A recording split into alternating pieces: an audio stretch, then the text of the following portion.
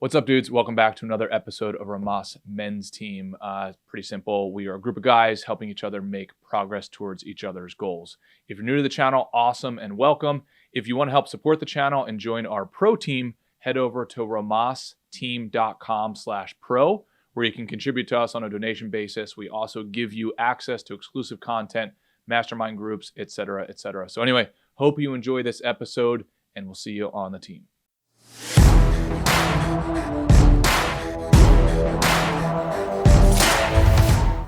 Action, Mr. Rob, Mr. Ray. Rob, newest member of the team here. What's going on, brother? No, thanks. I appreciate it. All right, let's hop into it. Rob, I think you have some reporting to do, if that's cool. Last time we talked about leverage, and you went out. Crazy thing, you actually fucking did something, which is awesome. Yeah, and that's not a dig on Rob. That's a dig on, like, hey, when you learn stuff as a group here, go and actually try it and test to see what we're saying and see if it works. So, Rob, what's the report, brother? Well, with that whole leverage aspect from the last conversation we had, utilizing some of the tech, and I was kind of working on it, but it's nice to see that coming to the group and having positive feedback through success in the real world. It's great to actually see that's like what we talk about makes a difference. So that was something I thought was really cool. That positive feedback from that conversation we had as a group. Hell yeah. Love it. So, and for those tuning in for the first time, do you want to remind us what the topic was and maybe a little bit of texture on how you actioned it? Well, we were talking about leverage, like utilizing things to create more opportunity without excess work or more work. And then in my particular circumstance, or like the CC line in an email, or like a form letter, like all these different things can leverage 5 minutes of time, right? Instead of reaching one client, they can reach unlimited clients. Yeah, exactly. Whether it's social media or whether it's, I don't even know if it's worth discussing what I was using, but there's a company called Bonzo, which automates text campaigns, which is tremendous. Also, there was another email campaign called Rebump. I don't know if it's worth ever listing these things if anybody could potentially use them, but I've had great success with both of them. But it was just nice to see immediate feedback, like literally talking about it, getting excited about it, executing it, and then getting that positive reinforcement. So it's like, what we talk about does make a difference. Oh, yeah. Yeah, especially if you actually do it, which is outstanding. And I mean that sincerely. Another component to this is I want to be really careful around this topic, because there's almost a reflexive nature to this conversation of how do you use leverage properly to all of a sudden, well, just how do I get to passive income, bro? And just live the rest of my life on a beach. Like, you got to be very, very careful about the shades of gray in between those two polarities. I personally think using intelligent leverage is the only way to grow if you want to get to certain levels. But getting, in my opinion, to a point of where you have so much leverage that you're not even doing anything because you want to go off into this eternal bliss forever. Not only have I never seen it, I also, when I've even seen remotely that version of life, it seems to produce some version of misery that I want nothing to do with. Rob, have you experienced or observed that same pattern? So could you phrase what you were saying in a little different? I don't fully understand what you're saying. Yeah. So I want to be careful around the topic of leverage, because it's like the kissing cousin of, well, I want so much leverage that I just have millions of dollars in passive income coming in every month, and I don't have to work ever again, so I get to retire when I'm 30. Yeah. I've two things. I don't think I've ever witnessed that full version of it, like observed it in society or with my peer group. So I've never seen that where just some dude just makes so much money per month that he doesn't have to do anything. But if I have seen a slight derivative of it, it seems like it produces unhappiness, where you don't have to produce value at all for society. You just have all of your resources given to you, and you theoretically think that you've reached nirvana, but I've seen it be the opposite. I definitely have a cautionary tale on that for sure. Because employees can be leveraged, right? So with the mortgage industry, there was a point in time where I didn't necessarily have to work. But what I realized is unless you really are committed to your craft and you really, really find that drive within, which is probably a good conversation we could all have, is like how to stay motivated and hungry. But with that being the case, not having to work, and then what happened was the mortgage market changed, and now I'm back in the trenches. And all that time, I regretted not working harder or like not sharpening my skills. It was like basically a 2-year period where I felt as if I didn't grow because I was over levered. I wouldn't say over leveraged. I just wasn't leaning into that pitch and leveraging and working hard. That's actually a pretty interesting topic, because the version of, hey, well, you could coast, but temporarily. That's a fascinating pattern. You coasted, and I'm not saying you, Rob, but I'm saying you could coast temporarily, but then if you have to get back into the game, you've now forfeited multiple years of skill acquisition because of that coasting period. That's exactly what happened. That is exact. And not only that, I feel like I regressed because you get rusty. Mm. And Rob, are you talking about the interest rate shock that the mortgage industry experienced in recent years? Correct. Yeah. So mortgage was just on a trajectory where we've never seen it, because 100% of people that own mortgage had a mortgage had to refinance, and it created a boom. But I understood the marketing of the mail. Yeah. And I don't know. I mean, I don't know if Wes wants me to share, but basically it was so easy. You could plug in and go from a standstill to making $100,000 a year. So someone goes from, a Starbucks barista to that. And if you give them the formula, and there's margin in it, so like the person that shows them that method can make money from them, and they can still make great money. So you kind of get complacent. It's like a fat cat type dynamic.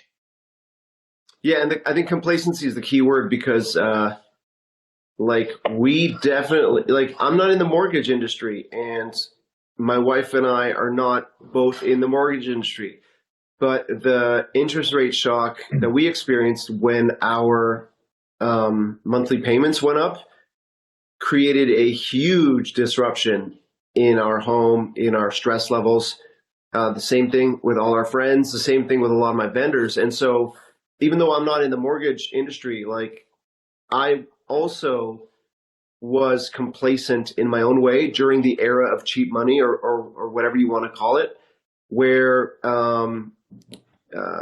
Wes, this is kind of like what comes to mind is Jim Rohn's metaphor of the seasons, right? In business, in winter, you should be or in summer, you should be gathering your acorns because the winter is coming. Yeah. And so there was a kind of a preparedness gap preparedness fog I was in, where every day people were talking about interest rates have never been this low. They're sure to go up. And I just had a kind of manana attitude. So, and Ray, not to harp on you, this is why it would have been helpful for me to start that wealth building podcast that we started probably a couple of years ago. So are you saying you had a variable rate mortgage and still have a variable rate mortgage? Well, it's in my particular case, the house was bought outright, and we had $1 million line of credit to help with a renovation. And so that $1 million line of credit is my version of the mortgage. Oh, yeah. That went from, $1,000 a month to service to $6,000 a month over the course of various interest rate hikes. And the holy shit. Yeah. And then the level of animosity between my wife and I kind of went up. Was directly correlated as well. Yeah. Right. And directly correlated with Jay Powell's decision. Our sense of the precarious nature of living to paycheck went up as well. Yeah. No, I mean, we could unpack that for days, man.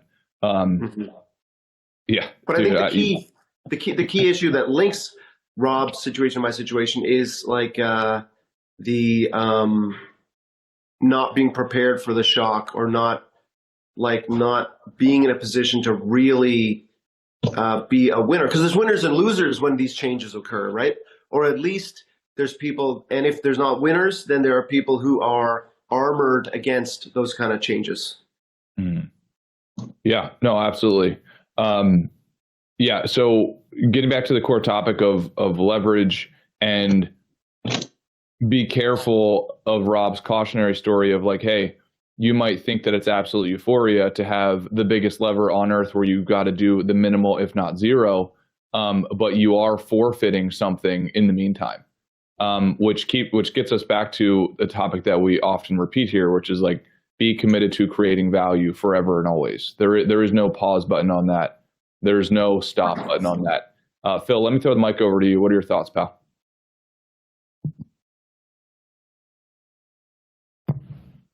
I don't know that I have anything really valuable to say about that at the moment. I'm not sure. I'm not really sure what to say about that right now. Well, I can throw something out there for you, because I know how much you love it when I compliment you. I mean, think about what you did recently. You made a video game, and by yourself, and if you don't mind me saying this, with probably the most minimal tools that one could have to make a video game. And Phil, if you don't mind me saying, for everybody listening, he did that when living in his car. And then he got that out there to the world, and he sold several $1,000s worth of the video game. I mean, if that's not fucking an example of leverage, I don't know what is. So I know Phil's too humble to say it, but for sure he can use it. Or sorry, for sure he's used leverage. So I'm wondering what I mean, I know you don't really know, none of you guys really are much familiar with like the specifics of the game I sold. So I don't know if you can answer this, but like, what would you say that I leveraged? Like, cause I guess I'm just a little bit unclear on what exactly leverage is, like, yeah, specifically. Yeah, well, I mean, and there's all different types of derivatives with it. So for instance, if we look at leverage at its basic level, is just like, per unit of input, how many units are you getting of output? So if you plant one seed, how many fruits do you get from that seed, if that makes sense? So okay. So I'm going to ask a really dumb question if I'm cutting boxes at UPS for $8 an hour, am I leveraging something? Am I leveraging just my body strength, or what am I leveraging? Yeah, I mean, so if we had to look at the scale, right? If you wanted to use a metric of, let's say, time, and let's say work. So if I were looking at the person at UPS cutting boxes, his time is how he gets compensated, most likely, let's just say, for instance, right? Well, you were working the same amount of time, let's say during your video game. So let's say you both worked 10 hours.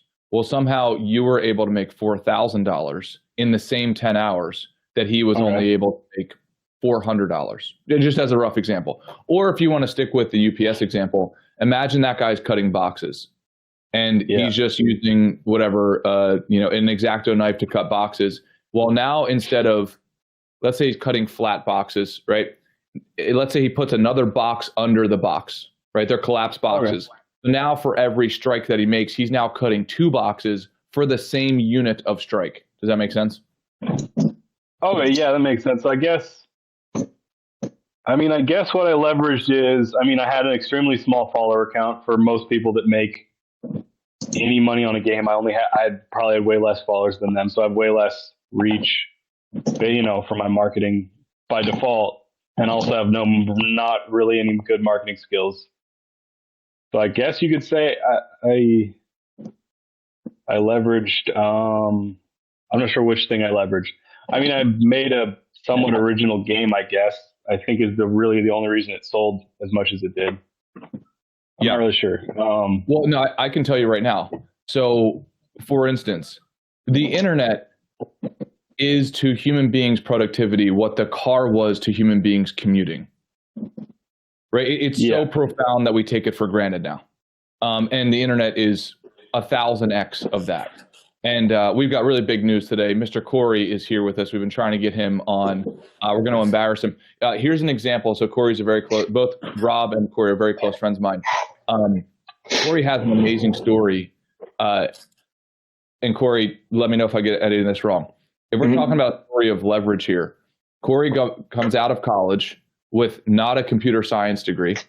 From my understanding, doesn't necessarily like what he's doing or feels like he can do more, goes back to education, not through traditional schooling, but does Coursera and other versions of online tutorials, gets his, I guess, computer science certificates or some sort of credentials, et cetera. And now, I won't say his numbers, but now has a very successful career in computer science, as well as successful side gig. Corey, please take the mic. I mean, talking about leverage, Corey's job is the definition of leverage because he uses technology to enhance his value. Corey, let me throw the mic over to you, bro. Hey dudes, sorry for the interruption here. Just wanted to let you know, if you want to join our pro team, go to romasteam.com/pro. You can help support the channel. You will also get access to exclusive content, masterminds, one-on-one sessions, etc. All right, back to the episode. Thank you for the warm up. And can you guys hear me? Yep. Yeah. Okay, awesome. Yeah. So yeah, I mean, in regards to leverage, I mean, do you want me to introduce myself, kind of my background first, Wes, or you want me to talk about the topic? Yeah. Yeah. So Corey Damber here. Nice to meet you all. And he's jacked. Him and Robert jacked, just so everybody knows. We'll do a short episode next week. Yeah. Yeah. We'll do the posing. We'll save that for a Monday meeting. Get the oil ready, Corey. So yeah, just like Wes had kind of mentioned, you know, traditionally, you know, I went to school for economics, you know, was a math guy. I think, you know, Robert, I've known Robert for a long time. He had recommended me to go into computer science since we were children. Just never felt the need. I was an athlete my whole entire life and loved playing sports and never felt the need to kind of sit in front of a computer. As I, you know, graduated college and finding myself, you know, applying for jobs, I got my first job kind of like as a sales guy, and you know, the act of making money was really what kind of drove me. I saw the potential in software, in our company as beginning stages where we were, leveraging, you know, Excel and, you know, very, very low level applications. And I kind of started there. Excel was my first love, and, you know, find myself loving the math component of it and the automation component of it. And then I started to, you know, find interest in coding specifically. And so in the meantime of my career working as kind of like a sales agent, I would, you know, take these online classes. You know, today there's so much opportunity. There's so much free, you know, free education out there, and everything's on YouTube. And so I just basically watched as many videos as I possibly could in order to kind of develop my skills, not traditionally taught. And, you know, in my spare time, I kind of worked up the skills and started to kind of propose different solutions to my company at the time. And they started to bite on it. And then I started to kind of gain more traction in that area of expertise. And now in regards to kind of leverage, now every job that I have, I look for opportunities in order to innovate. You know, what are we doing currently today, and how can I build out something better, something more efficient, something more scalable for the future? And I kind of use that methodology to parlay my, you know, my W-2 salary, and then also my consultant background as well. And just using, you know, obviously not taking anything proprietary, but using that knowledge base in order to make industries a little bit more tech focused, like mortgage, right? It needs kind of a revamp, and coming up with solutions, working with individuals like Wes and and Robert, that have a healthy finance background and understanding where the pitfalls are of customers, and seeing how I can kind of build out solutions in order to help that framework or solve those problems. And that's kind of, how I came to be and how my career kind of came to be. Yeah, I mean, Corey is a perfect example. We're in a very weird, unique stage of business right now, which is typically, historically, the real business titans were able to lever their cumulative skill set. So like the older you got, the better you got at business. And the more relationships you got, the more money you got, et cetera. But we're in this very fascinating period of business where those older killers are almost dismissive of computers and the internet. I mean, it's unbelievable, to the point where I talked to a business advisor of ours recently, and we were talking about basically going and levering social media for marketing. And this guy is an absolute beast. But for this particular topic, he's like, oh, that's a hobby.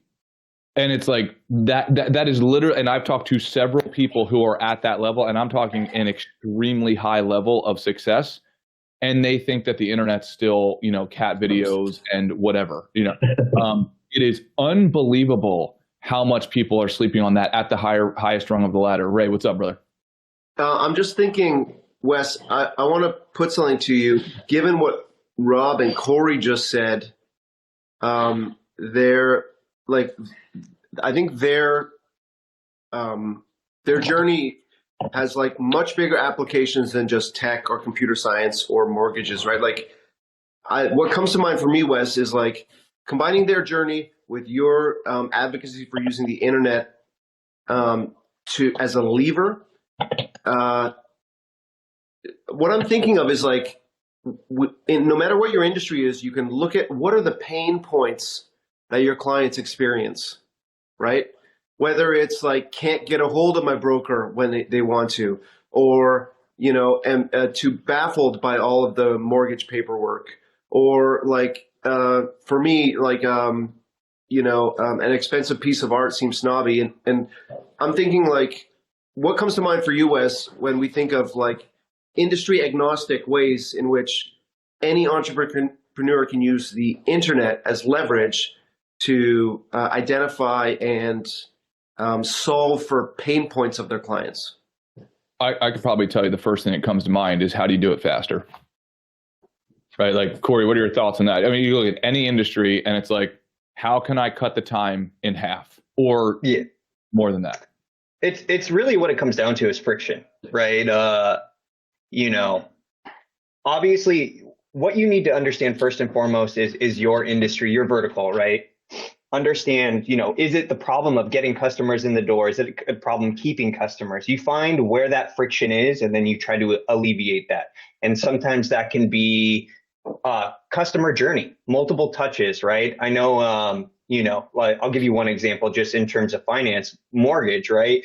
It's relatively easy to get someone in the door, but to keep them engaged and keep them, it's a long-tailed process. It could take 30, 60, 90 days. And so keeping them engaged, not shopping for other alternatives, that's really the key. And so like one example is having a drip campaign in order to say, hey, this is the status of your loan.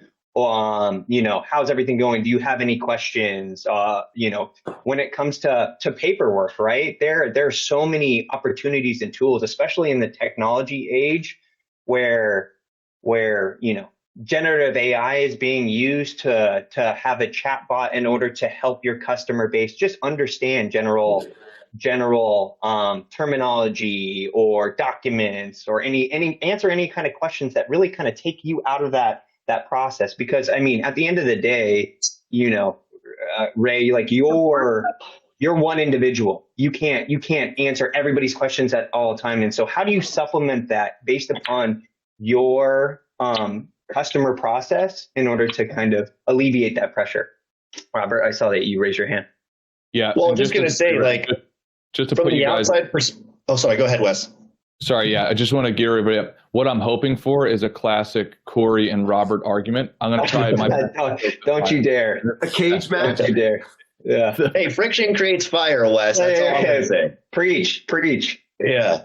No, but just from the outside perspective of what Corey's saying, like if anybody's viewing this and they're at a quandary in life, I mean, there's a couple things that he had mentioned that he's leveraged that I've seen from a different perspective because I don't know what he does. I just know that I need what he does. So like we're actually collaborating now on a tool that we're hoping to be able to implement shortly where I'm actually levering him and he's levering me. But that's, for the sake of people, surrounding yourself with good people is a form of leverage too. But also with Corey, like I saw him really kind of be at a point in his life where he didn't know what he was going to do because he didn't like what he was doing. And he did lever the access to that technology, the education. And in fact, he brought my brother into it too. So it's like, no matter where you are at in life, the internet is a resource for anybody to utilize to get to where they want to go. I mean, Corey's a director now. I mean, he's definitely grown a lot. And so he's really utilized leverage quite a bit. And another thing that I don't know that if anybody's interested in understanding, but this no code he's talking about, or like Bard or ChatGPT, like he's the guy to ask. And it's interesting because I know that's a huge form of leverage that people are going to be utilizing and are already utilizing. Yeah. Yeah. I mean, at the end of the day, like, to Robert's point, like perspective as well, right? I represent kind of like a different part of any kind of process in comparison to Robert. Robert might be more sales and marketing focused. I'm more technology focused. And to give you the kind of talk a little bit about the example that he kind of brought to the table was he saw a place to not necessarily innovate completely brand new from scratch, but just to make a process better. And I think you don't have to have these giant wins where you create a product, you create this absurd, frictionless state. You sometimes can innovate on something that's already been done, just do it a little bit better, do it a little bit more efficiently, and that might return the ROI that you need. And so for this process that he was speaking about, really, it was just kind of making it a little bit easier to use, making it more mobile friendly versus web, making it a little less clunky. And there are tools that anybody, not even just a technology individual, but as long as you put the effort into understanding how the tool works, you can leverage it. Like you said, there's these, which is crazy that the technology industry today is like, there's so much opportunity for people to not even know how to code in order to build things now. There's no code where it's drag and drop and kind of build out your process. There is, things like Bard, Gemini, ChatGPT, like things along that to help you kind of build these processes. Sometimes even build them yourself. Sometimes you could there are things that you can say in English language, like, hey, build me a website that does this functionality. It's done, right? And then just leverage it. And so just being aware of those opportunities and kind of digging in and leaning into them is really where I think the biggest win is. Yeah, I love it. And dovetailing that topic into this exercise, which I found this exercise to be really profound for me, which is, I call it the lifestyle level exercise. So I work in the wealth management space, and this really helps level set where I can understand, okay, where does a prospective client, where do they ultimately want to be? I could ask them 55 questions to calibrate this, or I could ask them one simple question. If we look at your North Star, do you want to be middle class, upper class, or ultra class?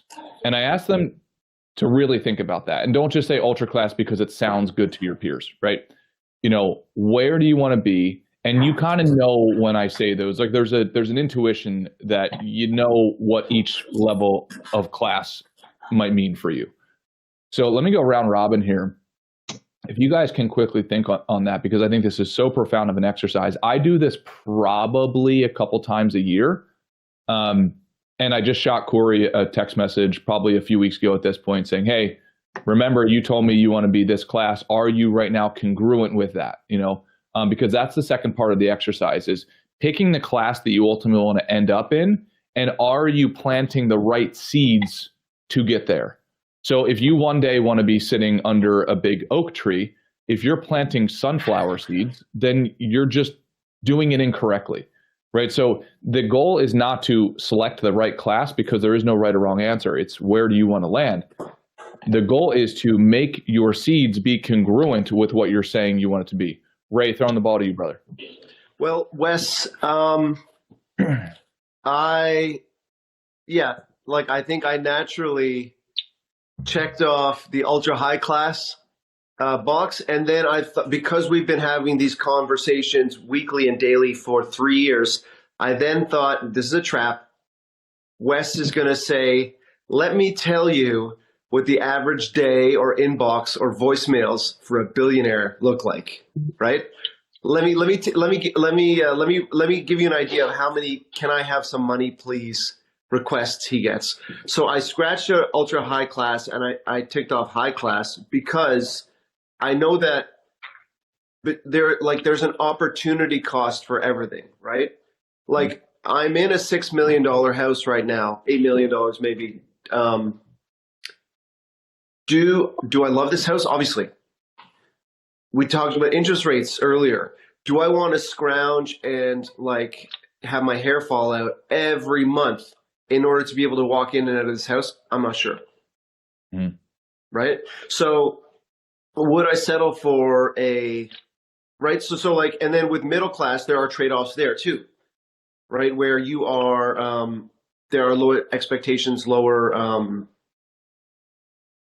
like lower price tags to the kind of things that go along with that. But then on the other hand, you don't get to XYZ. So in terms of the actual, like the inputs that are required to be an ultra high class, I think the comfort and satisfaction and contentment that I am imagining, along with all the stuff that goes with it, is high class.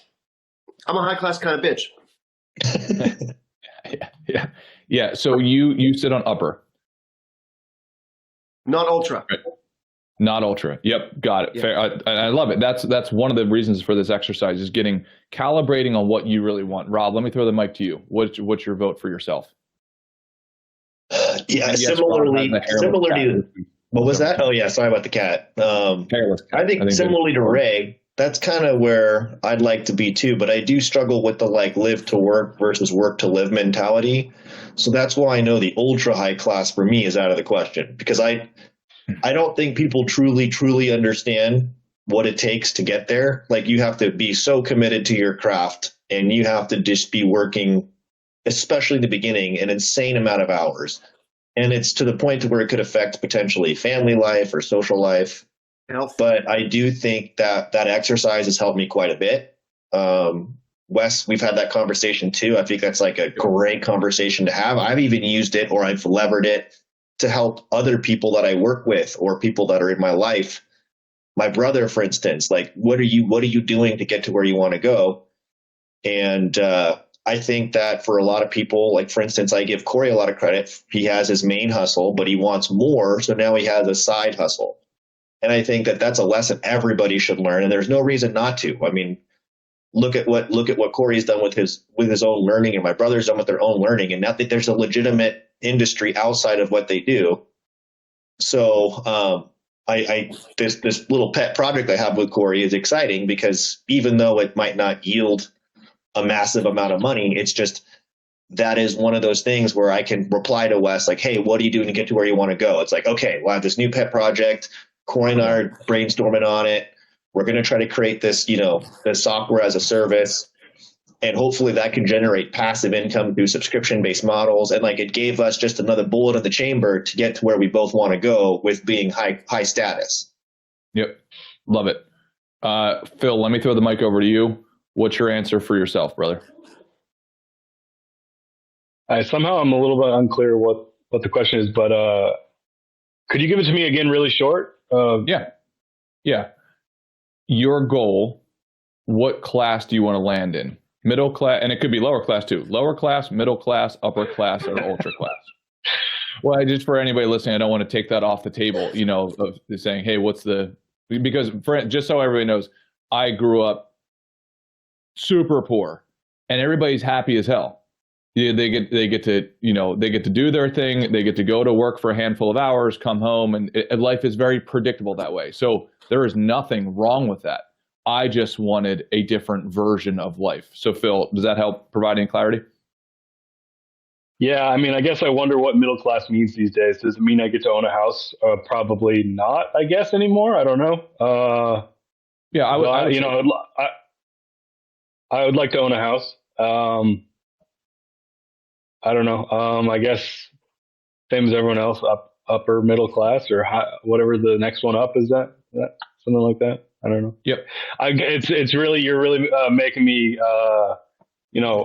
become painfully aware of my lack of ability to say what it feels very feels very kind of gross to me for some reason, to feel like to say I want to be I want to have $100 million in the bank. That sounds kind of ridiculous to me and crazy to say that out loud, but yeah, well, and that's one of the nuances of the benefits of the exercise is like even testing yourself of, if you want something, do you have the guts to say that you want it? If you actually really do want it and you're not just parroting what is the popular thing to say. I was actually listening. I really like what you said. I heard one of the episodes you put out recently. I thought it was very, very interesting clarification you said to Matt. You said something along the lines of like, instead of saying, what do you want? What are you willing to work to get? And I thought that was amazing. Reframe. Yeah. Yeah, the way that I think about it in my head is like, okay, you have the ledger of like, what do you want? Then the next part of the ledger is, what are you willing to sacrifice to get it? And on the other side of that equation is, that's what you really want, right? Like Robert was alluding to earlier, right? It's okay, there's a difference between a dream and an actual like willingness to work for something to earn it. So I completely agree with you, Phil. Kyle, let me throw it over to you. What is your class selection? And what is the logic behind it for you? Yeah, I mean, I would like to be above middle class or even higher as much as possible. Sorry, my voice is getting back now. But in regards to the logistics and the things that I kind of veer myself to get into that class is already planting seeds within finance, wealth, how am I building myself, the network, the way how I kind of talk to people. There's some days, I don't want to network. But in my head, it's like, hey, like this is gonna be a good time to just talk to someone, build that connection, and then later on, you hear them like, oh yeah, I started to build my own business, and then you watch it grow through that whole thing, and as long as you're part of the successful journey with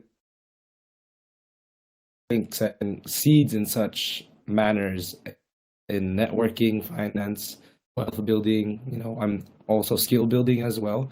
Like I learned a lot of things within the marketing landscape of things, but also even with my personal development. I love to do photography, videography, but that also can get into my own business later down the road.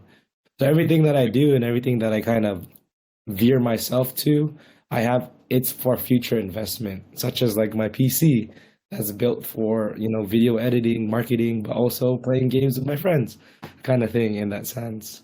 So a lot of things go into hand to hand, kind of handshake together, and you can pass along. Everything is transferable in a sense.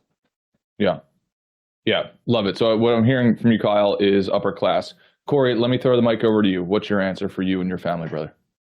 The competitive nature and the ego wants me to say ultra class, but to everybody else's, kind of response, I think, there are certain things that you have to sacrifice in order to do that. And often I think, it's less about the result and where you land. It's more about the journey. I know it's very, very cliche to say, but like there's something, when you start something yourself, you build it up, you put in the time, the man hours in order to kind of create something.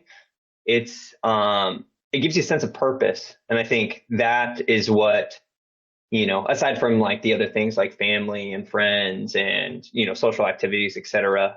So I think my true answer is probably upper class. And then it honestly is as far as it will take me, to be perfectly honest. Like I'm open to any class really. Well, that's a lie. I would, I prefer anything. You're open to ultra class is what you're trying to say. Exactly. Really, there's really only one result, and then ultra class is what I'm open to. If I could get there, but yeah, I definitely say upper class. Yeah. No, and then I really appreciate this because making it more of a popular discussion to actually say what people want. Because if you look at it on the Instagrams of the world, it's all about ultra class. Now, ironically, well, what about you, Wes? By the way, what about you? Yeah, 100% ultra class. Like no, like not. I didn't know like, that was coming though on this call. We didn't even need to ask the question. Yeah, well, and I think it's to have like an authentic conversation around this because I love what everybody just said here, and there's valid reasons to all of it. So making all of those versions cool again. It's okay to want whatever version. And at the same time, I actually like the dynamic of almost everybody saying, hey, I want I want upper class because that is sufficient for me, which is very rational.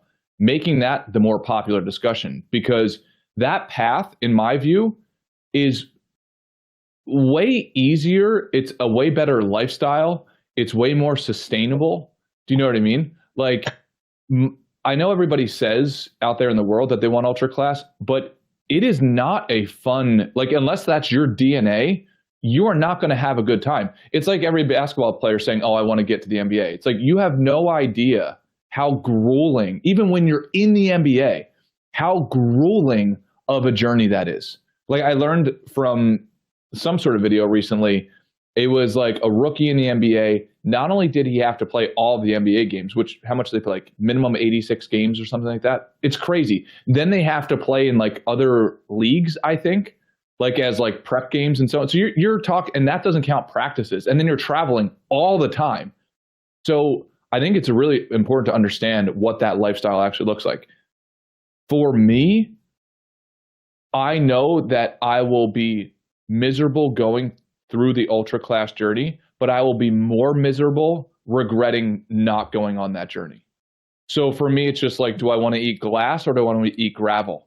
And I wish that wasn't the case, but I've tried zenning out and reaching nirvana, and it's just not possible for me because like I've tried okay, well, I'll just kind of, I'm good for myself. And then all of a sudden I get a phone call from my grandmother and it's like, hey, I got this weird letter that says my house will go up for auction if I don't pay taxes or something. It's like, yeah, you didn't pay your taxes. So now that like takes me out of like, the fuck am I coasting for? Do you know what I mean? Like I got to get back to eating the glass. So Robert, what's your perspective on that?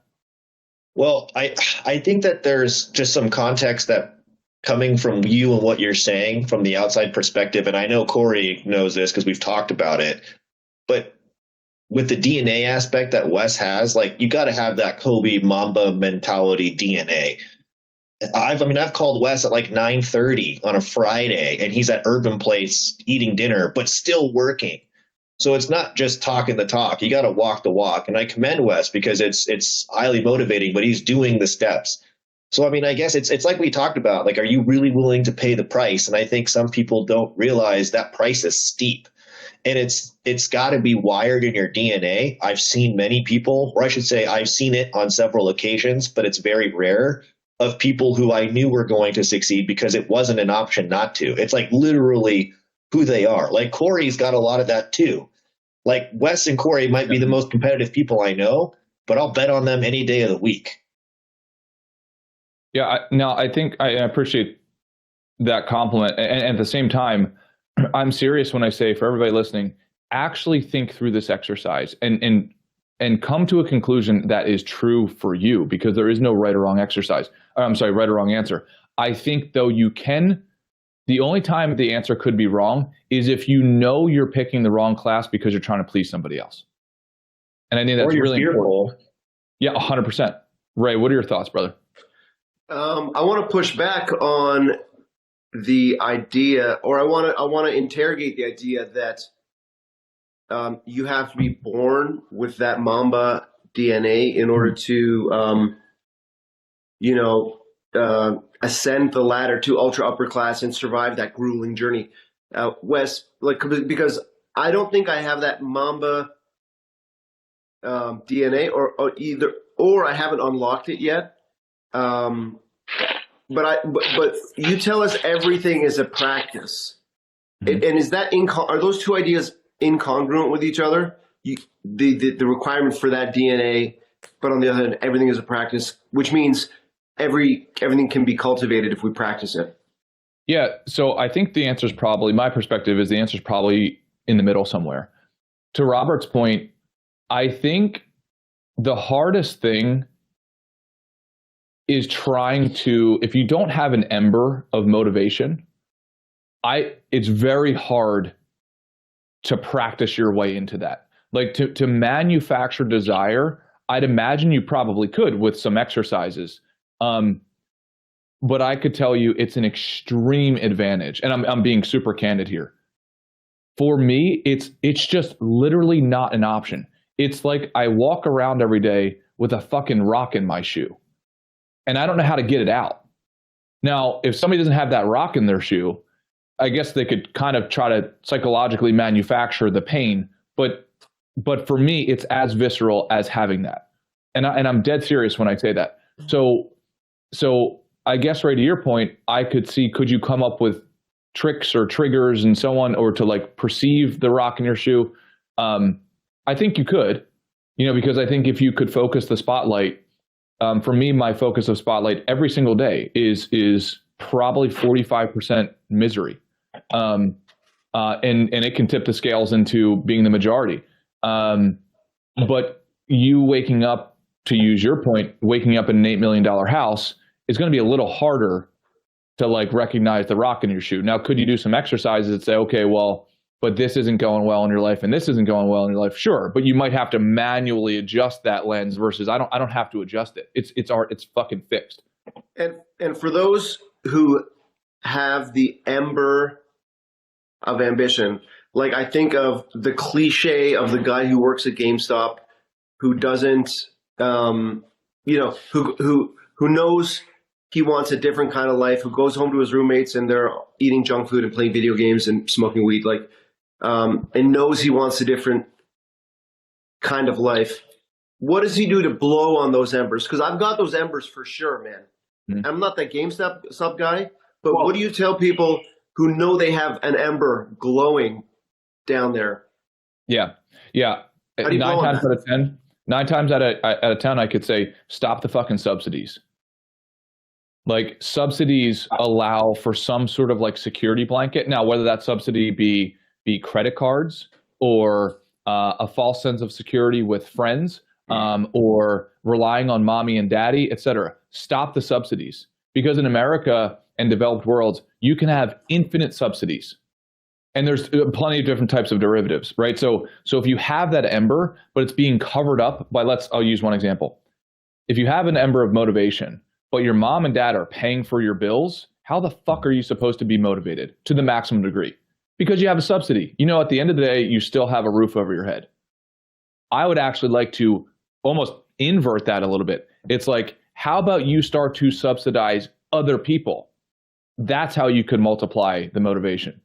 So if you have to all of a sudden start taking care of your wife, your kids, your grandmother, your uncles, whatever, like you will enhance that ember versus cover it up. Corey, what is your perspective on this topic? I mean, I agree with you. I think what it comes down to is really kind of like interpersonal understanding. Like what motivates you, right? Is it money? Is it, fame? Is it friends? Is it, what gives you utility? And then you lean into that. And then, for me, it's a lot of those things, but being successful is something that really gives me purpose, that makes me energized when I see individuals like yourselves and, your backgrounds and your successes in different industries or verticals. It makes me want to see where my potential is. That's my own motivation. And to Wes's point, yeah, that ember, that chip is, you know, it's a level of competition as well. Like, I can't tell you how many times I've talked to Wes and, I want to make more money than Wes. And like, it fuels me. And it's not even like in an antagonistic way. It's in a, I want him to do well. I want Robert to do well. I want you guys to do well, but I want to do better than you guys. That's my ember, right? Yep. And just finding what motivates you, whether it's family, maybe you just want a better life for your kids that you didn't have, right? Give them more opportunity. That could be your ember. Maybe it's, you see something on someone traveling and you're like, oh man, I want to see the world. What would it take in order to get there? So you just need to find what motivates you, and then lean into it. At the end of the day, life comes down to decision making, right? And you can either choose to, play video games in your spare time, or you could take, learning a new skill, right? It just all depends on what you want, and no decision is wrong. It just, that's just, what kind of motivates you to do that. You're like, what are you feeling at that time? And by the way, I do have to drop, and it was a pleasure meeting you all. I'm looking forward to the next session. So I'll see you. Oh yeah, brother. Next week. Thanks, Beast. Thank you for coming on. Of course. Just Anytime, final thing to think through here, guys, is that there's pros and cons to each one of these levels. My personal take on this is the downside of going to, let's say, ultra class is obvious, right? You could sacrifice relationships, you could sacrifice time with your kids, you could say whatever. We know that narrative. But if you don't go ultra or upper, let's say, then in my view, the risk that you take is you will not develop your maximal opportunity for skill acquisition. And there are going to be times where your family or your friends or your business or whatever is going to need somebody to solve those problems. And I refuse to call another man in those times. I fucking refuse it. Because in those times, we'll be admitting that, oh, I'm calling Tim over there because he actually played the game full out for the last decade and I didn't. I just fucking refuse it. Absolutely refuse it. Rob, let me throw the mic over to you. Well, what's interesting is it's so weird how there's so many parallels to what we talk about with actual things that I'm experiencing in my life. But I feel like what helps me with like kind of blowing on the ember is even this, like just being around people that are like Corey had great advice, Ray had great advice, Wes had great advice, Phil's got great advice, Kyle got great advice, right? It's like all that helped me stay motivated. By the time I'm done with these, sometimes I feel great, or I have a conversation with Wes, I feel great, or I get together with Corey and like we work on something, and I feel great. Like I don't want to borrow other people's ember, but I feel like we can stoke it together. So like I've really, really decided in my life, and it's advice that you've heard it so many times, but for some reason, until it hits and resonates with you, it just doesn't stick. But I think surrounding myself with other people that are high level has really done a great job keeping me motivated, because I did feel like potentially I was in a doldrum or in a lull. And it's like, having conversations with Wes always helps. And like just anybody that's motivated, it helps, Hell yeah. Ray, final words of wisdom, my friend. Oh, sorry. No, Ray, pause, please, if you don't mind. Phil, let me throw it over to you.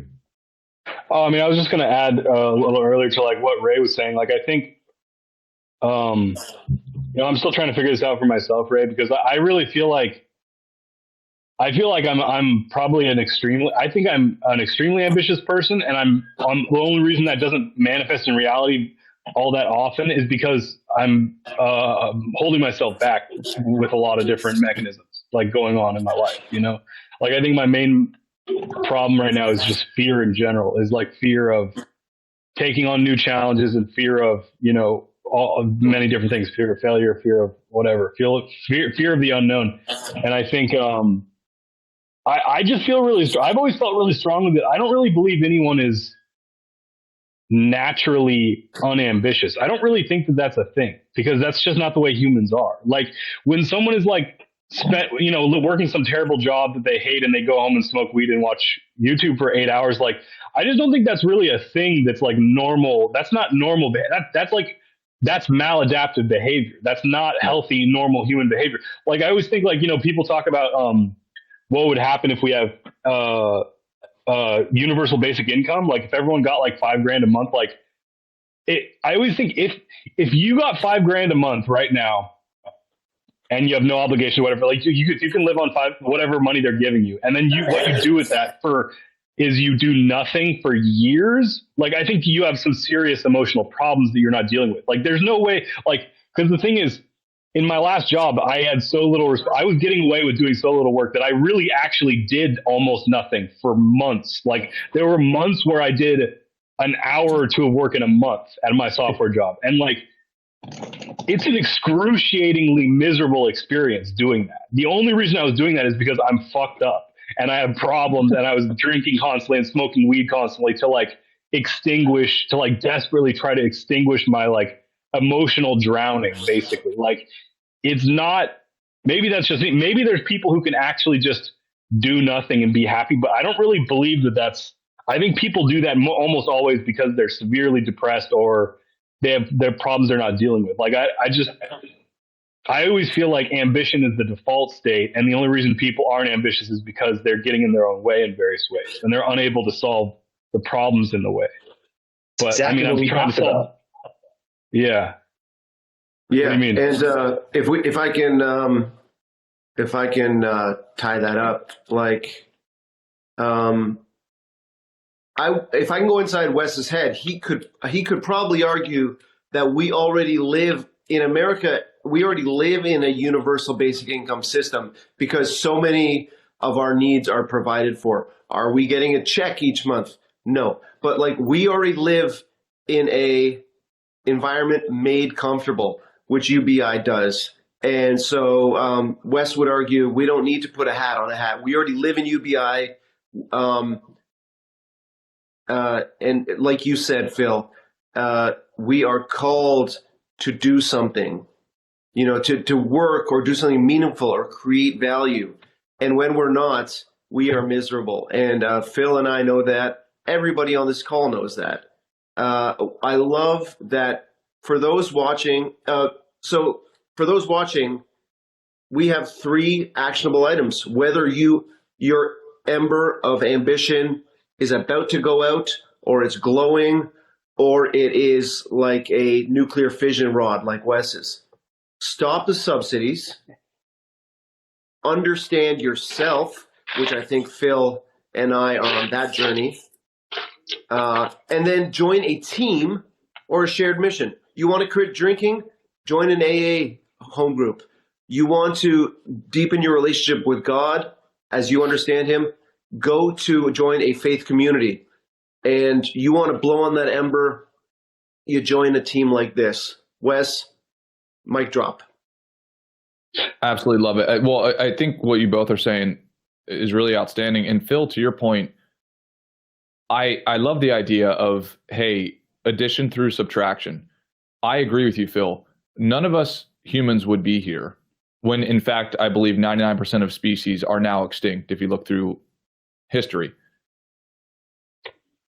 In order for us to be here as humans, our ancestors had to just be straight murderers. Like, to get through the level of competition and to be here today, your DNA is naturally ambitious. Otherwise, you wouldn't fucking be here.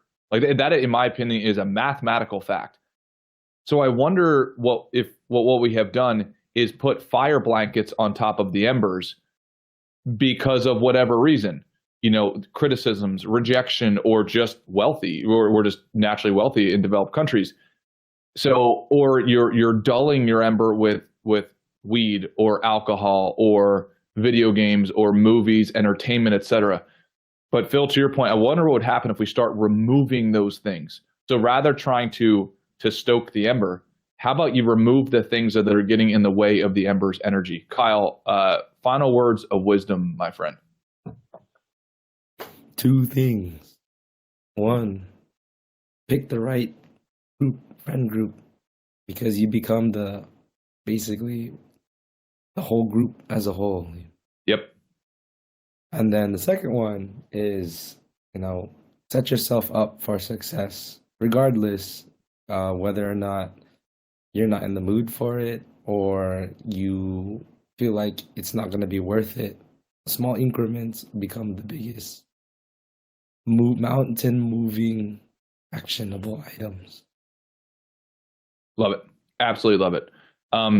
One other piece here, I'd really urge everybody to go and do the exercise that we talked about. And look for not the right answer, but look for the congruence of the answer. What level of life do you want, and what seeds are you planting? If the seeds are not congruent with what level of life you want, then be really careful, right? Like Wes, that is the error. Yep. Can I make one more recommendation for those of us who have a low glow in their ember, whether it's permanent or just if their ember is kind of glowing low? Can they find our scorecard on the website? 10 daily habits they can do under an hour to really stack the wins. Yep. Probably by the time people listen to this, it'll be available. Kyle's actually, that's part of his projects right now. So we are working on getting the scorecard up and running on its own domain, so that way people can easily go and download it. But highly recommend it when we have it up there. Rob, wouldn't that blow on the ember? Absolutely. No doubt about it. 100%. I think it's a great recommendation. Rob, final words of wisdom, my friend.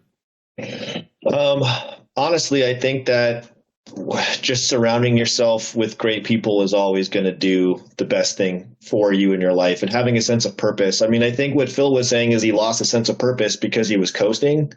And it's like exactly what I was saying, where it's like I wasn't sharpening my skills. In fact, I was regressing because I feel like I was rusting. And then if you take that for granted, or it's just, there's always a little bit of a hole. I think it's potentially, not to genderize it, but potentially a male thing, that you have to have a sense of purpose to feel fulfilled. So find your sense of purpose, whatever it may be. The best dad, the best coder, the best.